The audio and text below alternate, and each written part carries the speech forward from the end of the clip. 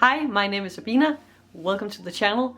I am a certified mind reprogrammer and I teach and help people reprogram the mind to create rapid and permanent changes. And today, in the spirit of the new year, I want to talk about why it is so freaking frustrating and difficult to create lasting change, to stop having a bad habit or creating a good habit for oneself, and how to completely shift that.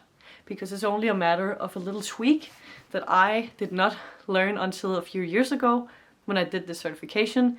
What I hear is that a lot of people have the same trouble with change as I used to have. So for me and other people I've talked with, change feels like this. You pull a rubber band, and in the beginning it's easy and it's actually fun. There's not a lot of resistance to stop doing something you used to do or to start doing something you have not been used to doing. And as you pull, the band gets tighter and tighter, and there is more and more resistance, and you need to use more and more strength, and it gets more and more intense, and then at a certain point you can't keep it up anymore. It's just too much effort, and you let go, and then the elastic bounces back. And not only are you back to where you began, but also usually what comes with it is the feeling of failing once again. The disappointment of once again not succeeding with doing this. And the tricky thing is that with this approach, we're usually ending up reconfirming some of the sources of why it's difficult in the first place, which is our beliefs that change is difficult, hard, takes a long time, and maybe even that lasting change is not possible. So there must be another way to do it. But before that, why should we even bother changing? What's the deal? Are you not good enough as who you are? Of course you are. But what I see change is a massive opportunity to play and explore. Change is so powerful that just tweaking one little thing in your life on a daily basis will over time take you in a completely different direction.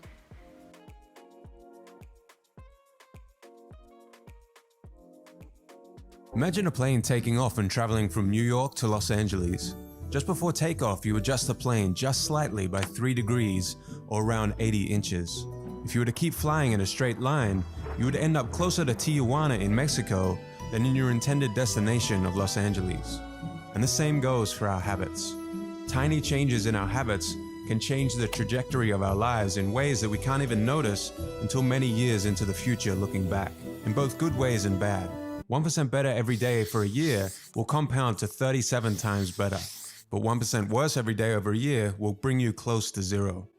Your habits can compound against you in the form of things like stress or negative self-talk, or they can compound for you in the form of things like knowledge, productivity, skills, and relationships. So I think it's so powerful to be able to identify which things we are doing that is actually taking us in a direction we are not feeling comfortable being in, and instead allowing ourselves to steer in the directions that feels juicy and alive and true for us. A classic dark direction could be to just innocently start to have a smoke once in a while. Maybe you start at a party and then it accumulates and suddenly you smoke every day and you end up spending a lot of money, and it starts having a toll on your health, and it impacts you, and maybe you get a certain kind of nasty disease one day that affects you. So that takes your life in a certain direction. What with a good habit? What if you, let's say, start eating differently? A personal story.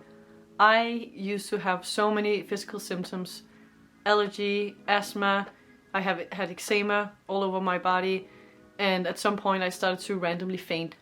I was often at the doctor, I had a lot of medications. Then at some point it was New Year and I thought, okay, let me just do one of these diets. I actually think my mom suggested it, and it was like no sugar, no this, no that, and I thought, okay, let's try. And it was so difficult, but because it was 30 days, I was really determined to try it. And what happened was that it was so incredibly different, the way I felt in my body compared to before doing this diet, that I was just so intrigued and curious.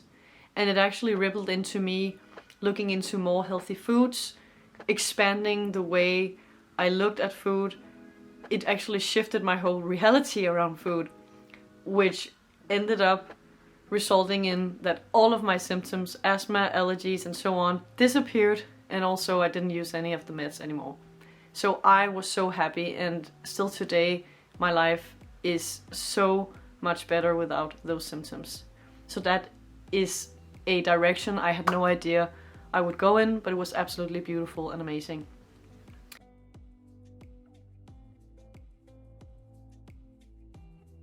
And so a lot of us, we want to take conscious choices. We know that our life would be better if we didn't do certain thing, or if we allowed to do more of other things. And it's interesting because some of the things that we really want to do is maybe even things that we enjoy, that when we do them we feel amazing, but there is still something holding us back. What if the rubber band was simply not there? What if there was nothing you had to pull against? What if there was nothing that could smack you back? And what I have found is that there is certainly a way to do that, and we have to look at it this way. We want to trim down the leaves of the plants and the stalks, and then eventually they bloom. And depending on the season, suddenly it blooms so much that we can't really follow up. And suddenly there is just so much weeds in the entire garden, overshadowing all the beautiful flowers we have invested in. So a way to deal with that is to simply go down into the soil and take out the seeds from the weeds we don't want to be there, so that they do not regrow and there is no maintenance. It's just gone when it's gone. And that's a very different way to approach change, because we're used to hearing that change is hard and difficult and scary. But couldn't that be that it's just that way because we have actually done the whole rubber band thing? I suggest that if we go down to the core of what's behind change being difficult, we can have it stop being difficult. And of course, whatever is underneath it for you is individual.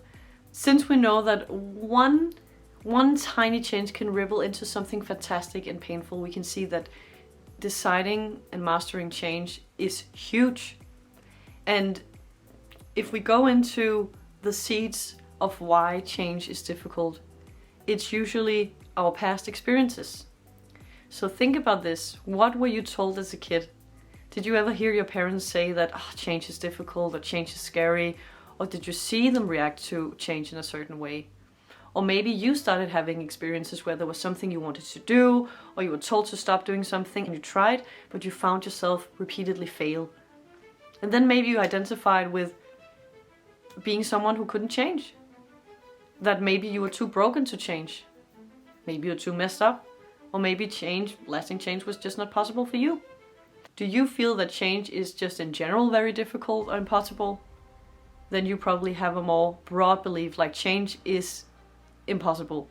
However, if you perceive that other people, they can certainly change. I see a lot of people change all the time. To them it's easy. But to me specifically, it's difficult. Then it's a personal belief. It's like, I can't change, or change is not possible for me, and maybe there's a layer underneath. So what comes up if you ask yourself, change is difficult or impossible for me because I am, and notice what comes up. We have to remember that every single one of the programs we have comes from a previous experience where it made sense to have that belief, and the absolute and ultimate use of that belief was just to keep us safe. So it's actually an act of self-love to create these different beliefs. However, they are not true, and today they usually create some friction in our reality. So the thing is, if you inherently have a subconscious part of you that believes, hey, I'm broken, I just can't change, then it will probably show up this way. You will either struggle with change, you will try things out and then eventually always bounce back. You might even give up pretty early. If there's just one little inconvenience about it, you will just be like, I can't do it. Or maybe you have actually created changes in your life, but then you find yourself sabotaging the change so that you get back to where you started. And instead of having this war against a part of ourselves, instead of running and pulling this rubber band all the time, we can actually cut the rubber band, pull out the seeds, and then what does change look like then? It looks like this. There's something you identify you want, you decide on doing it, and then you're doing it. Imagine to stop doing something or creating a change for yourself without any resistance. Now, one little thing to note, if we look at certain things like not being able to stop eating certain foods or not being able to do certain habits, to scroll certain things, it's usually because you want an emotion and your system have just learned that this specific behavior can create a certain emotion. And that's also a program. It's not a belief, but it's just your brain saying this emotion equals doing this. And so every time you need that emotion, this thing comes up as an option. And I just have to say, all of these different programs, all of these lines of code can't be deleted so that you no longer have that behavior. So if you ever feel trapped by old habits, if you ever feel limited by a part of yourself, if you ever feel stuck and overwhelmed by trying to move on, nothing is wrong with you. You're simply a stunning, perfectly fine human being. You have programs that might not match your reality anymore, and as soon as you basically update that part of your software, your life will completely shift. And this can be done with everything, but I think the change part of it is massive. Because as long as you invest in things and you try things out and you do all these different things to change, as long as there's still a seed, it will regrow and it will impact you. And then you might have to push through for the rest of your life instead of getting clear of that block once and for all. And to me, that was a game changer, and it was fascinating, and it just feels incredible to not be at war with any part of me, to actually being able to understand what's going on and then clear anything that's not pleasant or doesn't actually serve anymore. So if any of this resonated with you, you might want to check out more videos that will be uploaded on this channel. This week's theme was change. You can follow me on Instagram to follow and see more inputs, more content about this, and each and every week we will change the subject and dive deep into understanding ourselves way better. And I just have to say, every single thought, every single emotion, and every single behavior we have is not who we really are. It's a symptom of a program, and there's nothing wrong with it.